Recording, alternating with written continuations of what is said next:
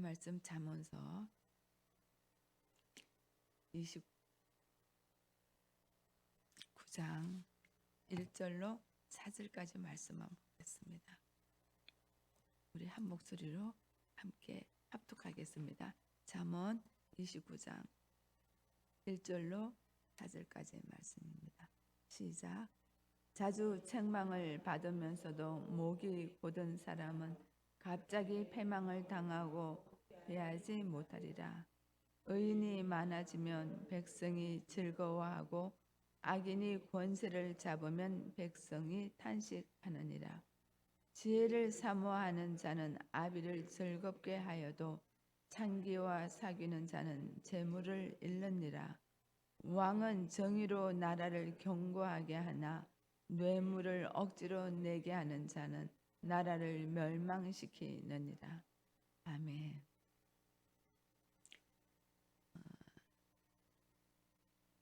잠언 한 절 한 절은 교훈을 담고 있고 우리에게 하나님의 나라에 대해서 알려주는 비밀한 책인 것 같습니다. 책이죠. 그러니까 같은 게 아니라 하나님이 28장까지는 공의와 정의를 일으키는 자는 어떻게 해야 된다라는 걸 가르쳤다면 29장부터는 공의와 정의가 구현되는 하나님 나라, 하나님의 나라는 어떤 것인지를 오늘 우리에게 분명하게 알려주고자 합니다. 그래서 한 절 한 절이 굉장히 소중한 절이라서 제가 여러 장을 읽지를 못했습니다. 1절에 보니까 자주 책망을 받으면서도 목이 곧은 사람은 갑자기 패망을 당하고 피하지 못하리라 라고 말씀하셨습니다. 오늘 여기서는 자주 책망을 받는 자, 또 목이 곧은 자, 이들은 패망을 당하고 산산조각이 나고 멸망을 피하지 못하리라. 멸망에서 도움을 얻지 못하리라. 결국은 멸망을 당할 것이다 라는 얘기입니다. 어떤 자가? 목이 곧은 자. 책망을 계속 받으면서도 목이 곧은 자. 자, 여기서 목이 곧은 자라는 것이 무엇인지는 우리는 분명히 알아야 됩니다. 왜냐하면 이 땅에 살아가면서 오늘 우리도 여러 책망을 받으면서도 하나님의 말씀을 책망을 수없이 받고 수없이 예배드리고 수없이 하나님을 안다고 하나님의 말씀을 연구하면서도 목이 곧은 사람들이 너무 많기 때문에 그렇습니다. 어쩌면 우리는 태초부터 목이 곧게 범죄했을 때 목이 곧게 태어나는 자로 우리가 태어났는지 모릅니다. 원래의 하나님의 동산에서는 목이 곧지 않았습니다. 왜냐하면 하나님과 하나였기 때문에, 하나님의 주권 속에 우리가 들어가 있기 때문에 하나님 앞에서 목이 곧을 이유가 하나도 없었습니다.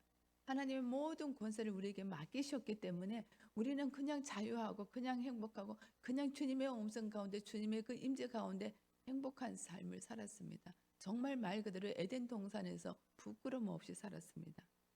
근데 인간이 타락하고 범죄 후부터는 스스로 주인 되는 삶을 살아가기 시작했습니다. 하나님이 없는 삶을 사는 순간부터 인간은 목이 곧은 사람이 되기 시작합니다. 이 목이 곧은 사람을 성경에서 우리 한번 찾아보면 좋겠는데, 스스로 주인 된 사람, 곧 하나님이 없는 사람. 좀 더 구체적으로 들어가면 악한 세대. 성경에서는 악한 세대라는 표현을 많이 썼습니다. 너희 악한 세대야. 너희 악한 세대에 사는 자야. 자, 요 말씀을 우리가 로마서 1장 28절에서 31절을 한번 보면 악한 세대, 하나님이 없는 자, 목이 곧은 자가 구체적으로 어떻게 설명하는지 나와 있으니까 한번 찾아보겠습니다. 신약 로마서입니다.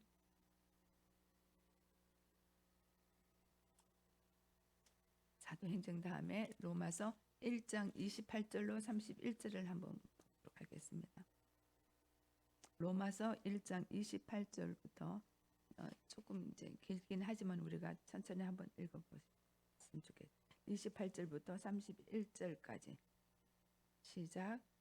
또한 그들이 마음에 하나님 두기를 싫어하며 하나님께서 그들을 그 상실한 마음대로 내버려 두사 합당치 못한 일을 하게 하셨으니 곧 모든 불의, 추악, 탐욕, 악의가 가득한 자요, 시기, 살인, 분쟁, 악독이 가득한 자요, 수군수군 비방하는 자요, 하나님께서 미워하시는 자요, 능욕하는 자요, 교만한 자요, 자랑하는 자요, 악을 도모하는 자요, 부모를 거역하는 자요, 우매한 자요, 배악하는 자요, 무정한 자요, 무자비한 자라. 이 모두가 악한 세대에 속한 자입니다. 근데 우리를 돌이켜보면 여기에 속하지 않는다는 게 하나도 나는 여기에 해당되지 않나 하는 의인이 하나도 없습니다.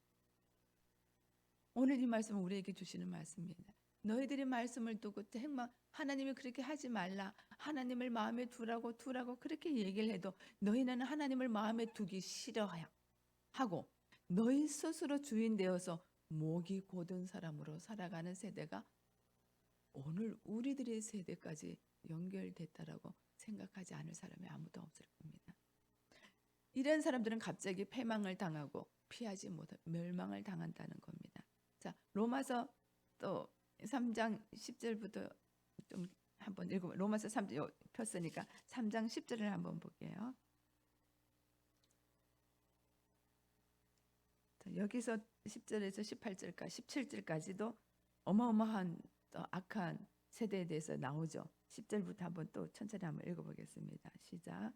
기록된 바 의인은 없나니 하나도 없으며 깨닫는 자도 없고 하나님을 찾는 자도 없고 다 치우쳐 함께 무익하게 되고 선을 행하는 자는 없나니 하나도 없도다. 그들이 목구멍은 열린 무덤이요 그 혀로는 속임을 일삼으며 그 입술에는 독사의 독이 있고 그 입에는 저주와 악독이 가득하고 그 발은 피에 흘리는데 빠른지라. 파멸과 고생이 그 길에 있어 평강의 길을 알지 못하였고 그들의 눈앞에 하나님을 두려워함이 없느니라. 네, 다 죄 아래에 있다라는 겁니다. 우리가 이런 사람들입니다. 여기서 나는 절대로 이렇지 않아라고 얘기할 수 있는 게 별로 없습니다. 우리 기준 아닙니다. 하나님의 말씀의 기준에 비춰보니 이런 죄인이 없습니다. 그럼 우리는 다 패망을 당해야 됩니다. 우리 다 멸망받을 존재들입니다. 그런데 하나님은 오늘 우리들을 찾아오셨습니다. 그 패망에서 우리를 회복시켜 주시겠다는 약속을 우리 성경에서 너무너무 많은 곳을 우리는 찾을 수가 있습니다. 하나님을 만나면 됩니다. 하나님을 믿으면 됩니다. 이번 주일 목사님 설교하시는데 설교가 너무 심플해서 제가 와우 했습니다. 물과 성령으로 거듭나지 않으면 너희가 구원을 받지 못한다는, 믿기만 하면 되는데 물과 성령을 우리는 모릅니다. 바람이 임으로 부는 거 우리는 모릅니다. 어떻게 내가 구원을 이루었는지 모릅니다. 모르는데 그냥 믿기만 하면 된다는, 정말 그냥 믿기만 하면 됩니다. 하나님이 하나님 되시는 것을 믿기만 하면 됩니다. 예수 그리스도를 하나님이 우리를 사랑해 주셔서 당신의 친히 인간의 몸을 입고 이 땅에 오셔서 우리 모든 이 죄악, 이 악한 세대의 죄악을 담당하시기 위해서 십자가에서 우리 대신 죽었다는 걸 믿으면 되는 겁니다. 노뱀, 장대에 달린 노뱀을 바라보기만 하면 되는 겁니다. 뭘 하라는 요구가 없습니다. 그냥 아무것도 없이 와서 바라보고 그냥 믿으라는 겁니다. 이거보다 더 쉬운 게 어디 있어요? 우리 죄가 이런데, 우리 죄는 이렇게 끔찍한데 하나님은 오늘 우리에게 오셔서 믿기만 하면 된답니다. 믿기만 하면 내가 그 모든 죄악을, 그 악한 세대의 모든 죄악을 내가 다 담당했으니까 너는 믿기만 해라. 네가 스스로 십자가 질 일이 없다. 네가 뭔가 해야 할 일이 없다. 내가 다 했다. 그러니까 믿기만 하라. 오늘 믿기만 하려고 여러분이 이 자리에 오신 거잖아요. 그렇죠? 저는 이 믿기만 하라는 게 너무 뭔가 뭘 알아야 되는데, 성령으로 거듭나는 건 어떤 건지 좀 알아야 되는데, 그래서 많은 성경을 연구하고 많은 사람들이 어떻게 하면은 거듭남을 경험할까, 어떻게 하면 예수님을 만날까, 어떻게 하면 하나님의 음성을 들을까, 어떻게 하면 성령 충만을 받을까, 많이들 노력을 합니다. 그런데 하나님은 너무 심플합니다. 그런 거 없어도 괜찮아. 믿기만 해. 이게 내가 믿음이 돼서 믿어지는 게 아니기 때문에 이 믿기만 하는 게 쉽지 않은 것 같아요. 믿어져야 믿으니까. 근데 분명한 건 이 악한 세대, 이 모든 악을 지금 우리가 읽은 거 이게 진짜 읽으면서도 와, 우리가 이렇구나 깨닫는 이 악한 끔찍한 악한 세대에 사는 이 악을 행하고 있는 오늘 우리들에게 주님은 심플하게 얘기합니다. 네가 이거 해결할 능력 없어. 그러니까 나만 믿어. 내가 할게. 그리고 너는 내 거기 때문에 다른 데 가면 안 돼. 내 자녀에서 세상 자녀 되면 안 돼. 나는 더 이상 이제는 사탄에게 너를 넘겨주고 싶지 않아. 그러니까 너 나만 바라봐. 나 안에 있자. 나와 함께 있자. 아버지의 간절한 사랑 고백은 오늘도 어김없이 우리에게 나와 함께 있자. 내가 너하고 함께 있잖아. 뭐가 두려워? 내가 너와 함께 있잖아. 뭐가 그렇게 염려가 되니? 내가 너와 함께 있잖아. 도망가려고 하지 마. 내가 너 사랑하는 거 너 알잖아. 오늘 주님은 계속 우리에게 사랑 고백하십니다. 자주 책망을 받으면서도 계속 말씀을 우리에게 통해서 우리에게 말씀을 하시는데도 불구하고 목이 곧은 사람은 갑자기 패망을 당하기 때문에 우리는 예수님이 꼭 함께 계셔야 돼요. 다른 건 다 잃을지라도 예수님 한 분은 꼭 계셔야 돼요. 왜냐하면 마지막 주님을 만날 때에 주님은 우리에게 요구하는 게 아무것도 없어요.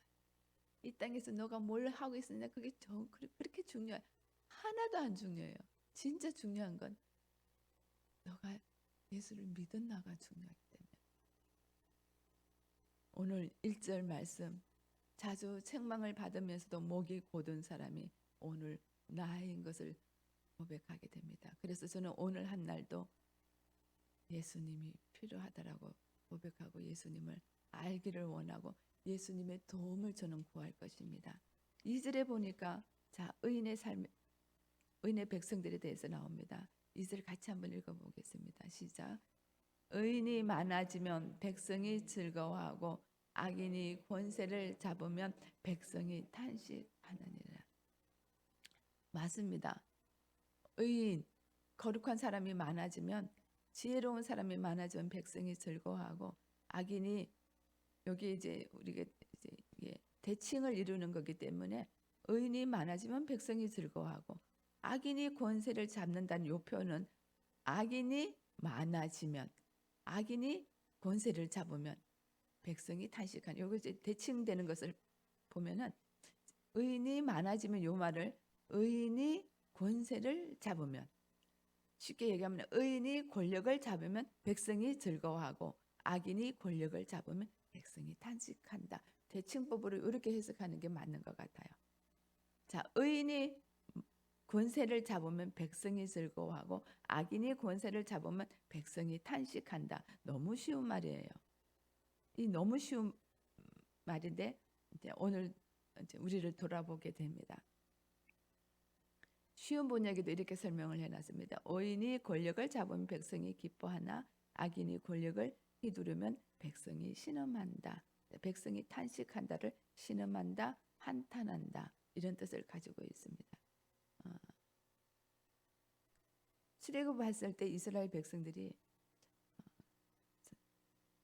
그들에게는 하나님이 왕이었습니다. 하나님이 그들을 이끌어내신 분이잖아요. 하나님이 그들을 애굽에서 출애굽시킨 분도 하나님이시고 그들이 우리에게 출애굽해 주십시오 하고 기도해서 출애굽을 한 것이 아니라 하나님이 주권적으로 출애굽을 하신 겁니다.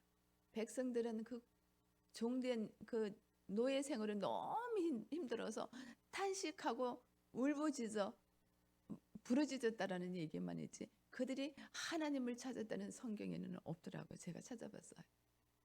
그들이 출애굽 시켜 주시옵소서 하나님 제발 제가 하나님을 의지하겠습니다 이렇게 기도를 한 게 아니고 너무 자기네들의 몸이 힘드니까 울부짖으면서 탄식하면서 구한 것밖에 없는데 하나님은 그들을 출애굽이라고 시켜줘요.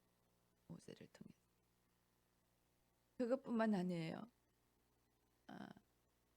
그들이 출애굽을 나와서 광야길로 들어갔을 때에 그들이 한 거는 하나님을 찬양하고 하나님 우리를 출애굽시켜 주셔서 고맙습니다.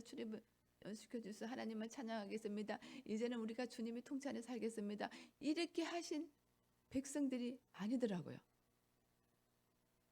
계속 모세를 향해서 공격을 합니다.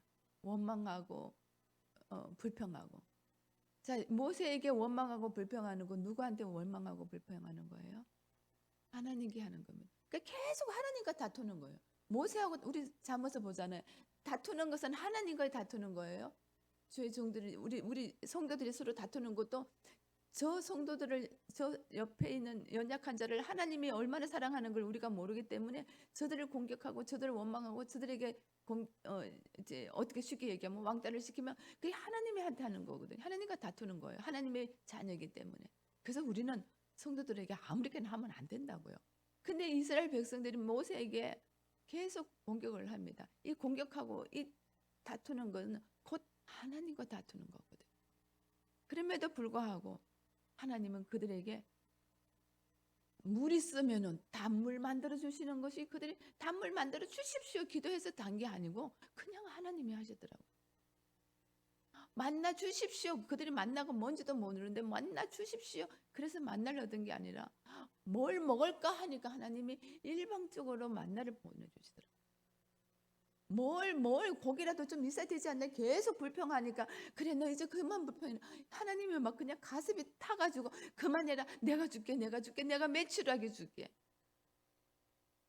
가는 길도 몰라. 추워 죽겠어. 걱정하지 마. 내가 부른 기도 불기둥 내가 다 해줄게.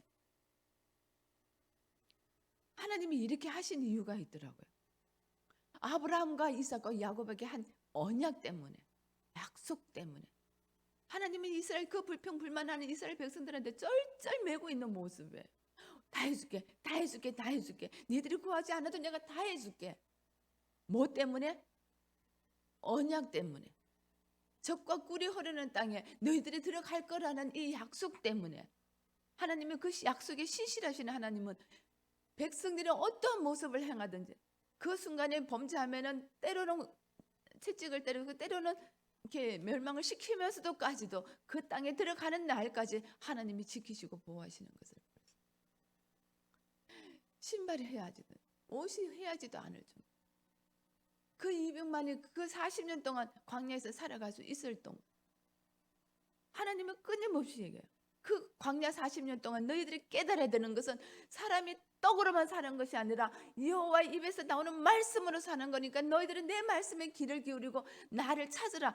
이거 가르쳐 주시기 위해서 40년 동안 광야에서 훈련시키신 거예요. 광야에서 훈련시키신 건 다른 게 아니에요. 나만 바라보라는 거예요. 세상이 떡으로만 사는 것이 아니라 하나님의 입에서 나오는 말씀으로 사는 거니까 너희들은 내가 없으면 아무것도 아니야라는 걸 알리시기 위해서 40년 동안 뺑뺑이를 시키셨더라고요. 그 광야가 은혜의 자리였어요. 결국은 그들은 가나안 들어가서 하나님을 버리잖아요. 그렇게 훈련받았는데 오늘 이 땅의 성도들은 광야에서 산다, 광야 생활을 한다라고 많은 분들이 얘기를 합니다. 우리가 고통당하고 우리가 때로는 아픔이 있고 염려가 있고 걱정이 있고 이 모습을 보고 광야 생활이라고 그럽니다. 그러면서 내 십자가를 내가 지고 가야 되니까 우리는 광야 생활이라고 해요. 여러분 이 광야 생활이 가장 은혜로운 거 아시죠? 성지순례 가서 수많은 곳을 돌아보고 이스라엘 성지순례 가서 제일 은혜 받은 곳이 어디였냐고 물어보면은 열이면 11개같이 하는 얘기가 광야에서 제일 은혜 받습니다. 왜냐하면 광야에서는 하나님이 도와주지 않으면 한 시간도 있기가 어려운 곳입니다. 오늘 우리가 이 땅에서 살아가는 거 광야의 삶이라고 얘기합니다. 하나님이 오늘 우리에게 광야의 삶을 허락하신 이유가 뭘까요? 이곳에 우리를 던져놓은 이유가 뭘까요? 너희들은 하나님 없으면 안 된다. 우리 한번 볼까요? 신명기 8장 2절 3절. 신명기, 창출내민 신명기, 민수기 다음에 신명기 8장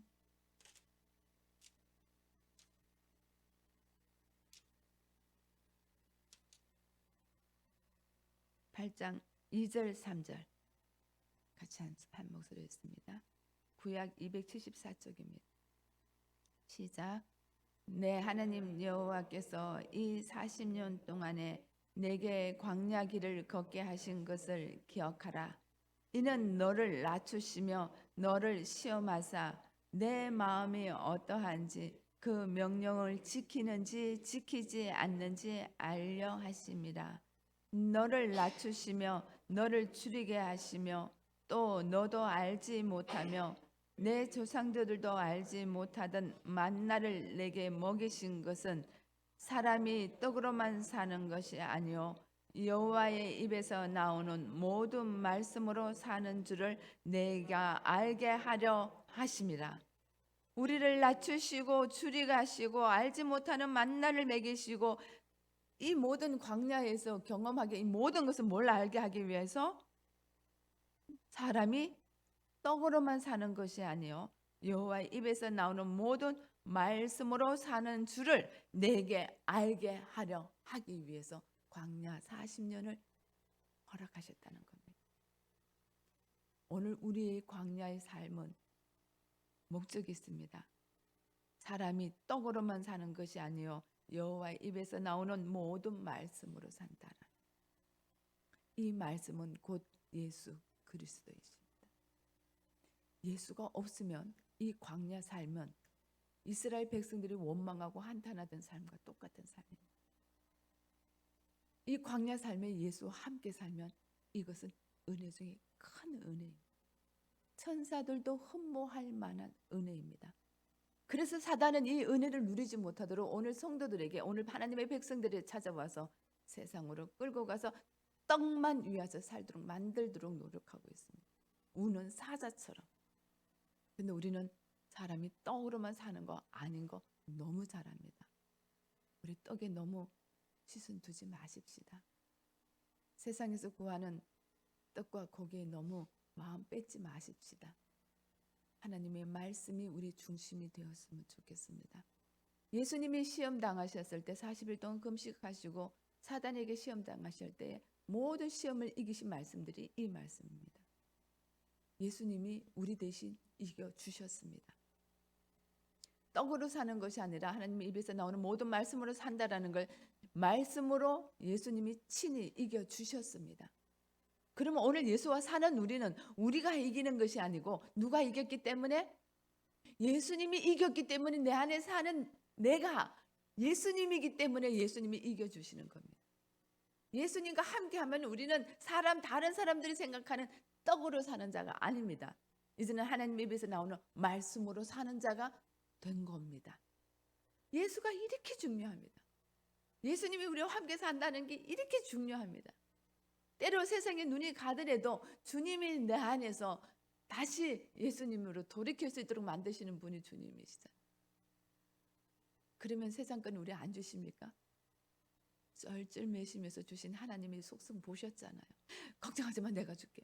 물 없어요? 걱정하지 마, 내가 반석에서 어떻게 물이 터지게 해줄게. 예수 그리스도의 생명의 반석에서 너희들 갈급함 없게 너희들에게 생명의 물 줄게. 걱정하지 마. 너 안에 예수만 모시고.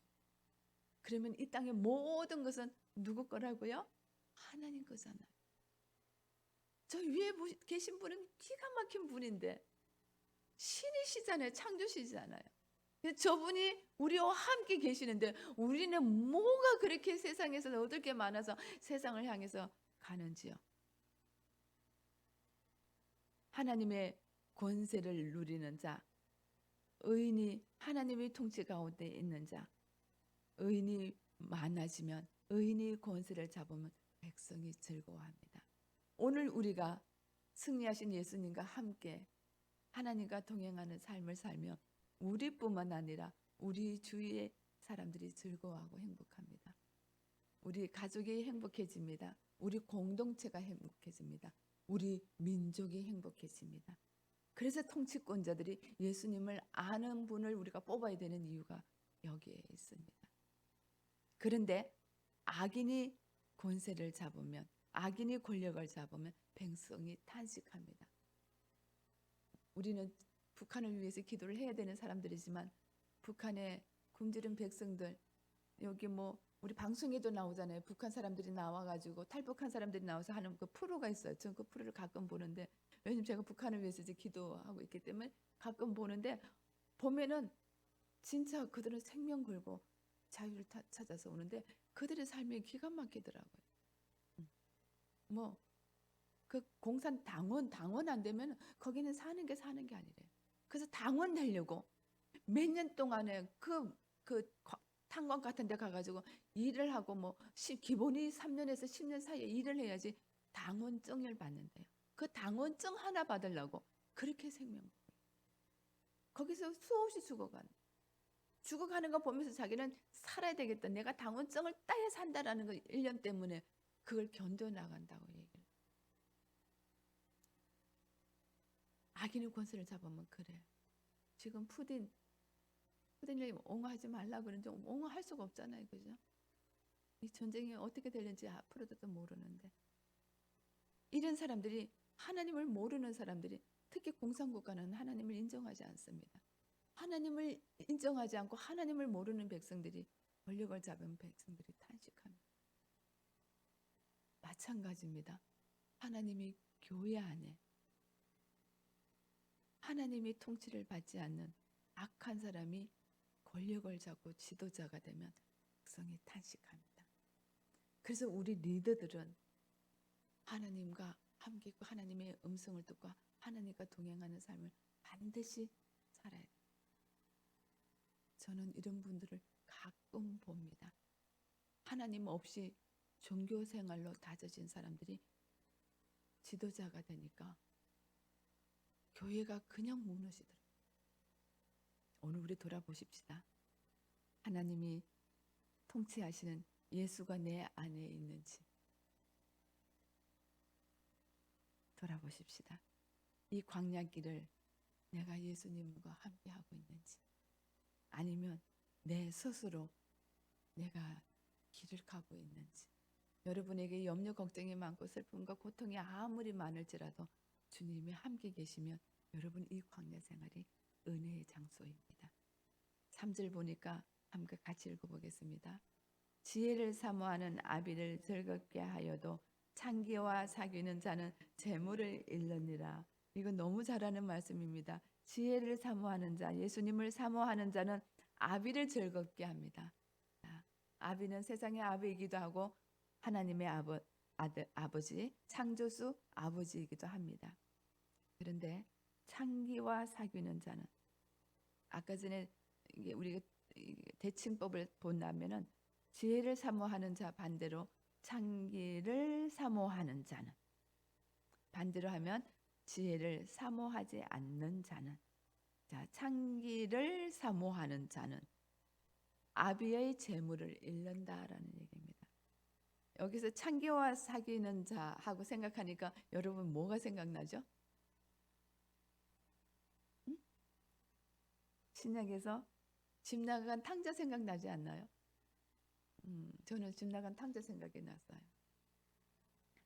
탕자를 보니까 아버지 유산을 받아서 허랑방탕하게 쓰다가 다 떨어먹고 이방인이 이렇게 키우고 있는 그 돼지우리에서 쥐엄냐면 먹다가 아무리 돌아봐도 우리 집에 가는 게 낫겠다 해가지고 다시 돌아오는 이야기잖아요, 그죠? 다들 그 얘기는 탕자가 돌아오는 이야기, 아버지의 사랑 이야기에 이제 초점을 맞춥니다. 근데 그 아버지의 사랑이 어느 정도인지 여러분 한번 생각해 보셨나요? 아버지의 사랑. 그 아버지의 사랑을 모르면 자꾸 탕자가 돌아온 거, 탕자가 회개하고 돌아온 거 거기만 초점을 두면 정말 아버지의 사랑을 몰라. 정말 하나님을 잘 모르게 돼. 나만 알게 되지. 내가 힘들어서 고통될 때 아버지 집에 돌아오니까 아버지 나를 받아주십시오. 넓은 품에 받아주십시오. 나 중심이 되지. 아버지가 어떤 상황에서 이 아들을 기다리고 있는지를 생각해 볼 수 있으면 하나님에 대해서 더 깊이 알 수 있을 것 같아요. 이 아버지가 유산을 정리를 해서 아들한테 준다라는 이 사실 하나는 고대 근동이고 유대 사회에서는 곧 돌에 맞아 죽는 거예요. 왜냐하면 유산은 언제 받는 거예요? 아버지가 죽어야 받는 거예요. 근데 아버지가 살아있어. 내 유산 달라 그러는 건 아버지 빨리 죽어 하는 얘기가 똑같습니다. 그리고 아버지가 죽어야 돈을 상속을 받기는 받아도 아버지가 돌아가시는 사인이 떨어져야지 이 돈을 쓸 수가 있는 거예요. 그때 싹 이 재물이 내 거가 되는 겁니다. 근데 지금 이 아들은 어떤 상황이에요? 아버지가 버젓이 살아있는데 달라고 쫄랐습니다. 그리고 받았습니다. 받아서 가서 마음껏 썼습니다. 이것은 아들이 율법을 어긴 것이 아니에요. 곧 누가 율법을 어긴 거예요? 아버지가 율법을 어긴 거예요. 근데 이 아버지는 어떻게 되는 거예요? 동네 사람들은 돌에 맞아 죽어야 돼요. 그게 법이에요. 아들도 돌에 맞아 죽어야 돼요. 그런 아들, 율법을 어긴 아들이잖아요. 아버지한테 불효한 아들이잖아요. 사람들이 그 아들이 오는 순간 돌을 들고 있다가 거적대기로 돌돌 말아서 돌에 맞아서 죽여야 되는 율법의 상황. 근데 그 아들을 기다리느라고 이 돌에 맞아서 죽어야 되는 이 아버지가 그 아들을 기다리느라고 저 동구 밖에 가서 그 아들이 돌아올 때까지 기다리는 거예요. 그냥 그 아들을 그냥 기다리고 싶어서 기다리는 게 아니에요. 그 아들 돌아오면 이 아들 죽으니까 기다리는 거예요.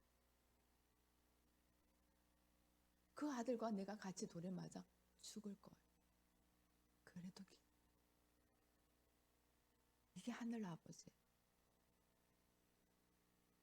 우리가 돌에 맞아 죽게 안 하시게 하기 위해서 신이 돌에 맞아 죽으셔.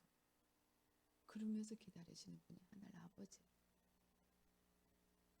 이 아버지 사랑을 우리는 그냥 룰루랄라 한번 나갔다가 다시 돌아와도 되는 거지. 또 나갔다가 또 회개하고 또 돌아오면 되는 거지. 또 나갔다가 또 악한 길에 가다가 뭐 회개하고 또 돌아오면 돼. 이 정도야 아니라니까요.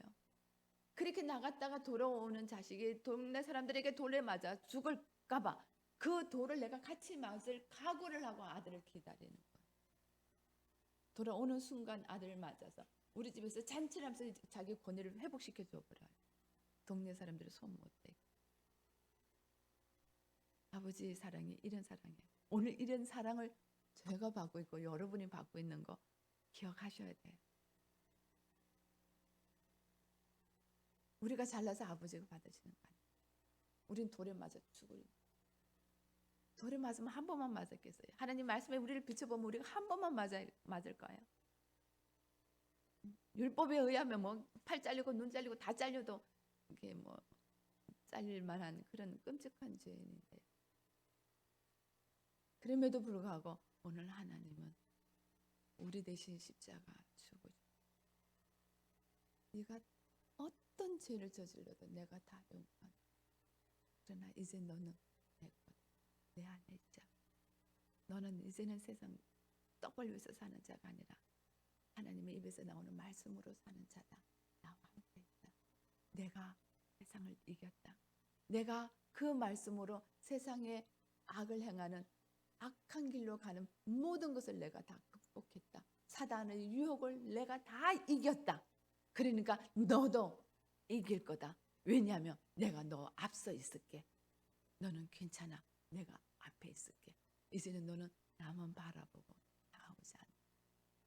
오늘 주님의 사랑 고백은 내가 다 해줄 테니 내가 출애굽도 시켜주고 만나도 먹여주고 선물을 단물로도 만들어주고 내가 다 했다. 불기둥 구름기둥으로 다 했다. 내가 너희를 가나안 척과 꿀이 가나안 땅까지 다 인도할 거다. 너는 나만 찾아라. 그럼에도 불구하고 이 백성들은 하나님을 잊어버리고 떠납니다. 오늘 우리들이 또 그렇습니다. 오늘 이 자리는 다시금 하나님의 사랑의 고백을 듣고 하나님과 딱 붙어서 떨어지지 않고 주님을 내 안에 내가 주님 안에 거하는 한날 오늘 우리 한번 살아드렸으면 좋겠습니다. 그래서 아비의 즐거움이 되십시다. 아비의 재물을 잃어버리는 자가 아니라 아비의 즐거움, 하늘 아버지의 즐거움이 되는 오늘 한날 살아드리는 우리가 되었으면 좋겠습니다. 기도하겠습니다.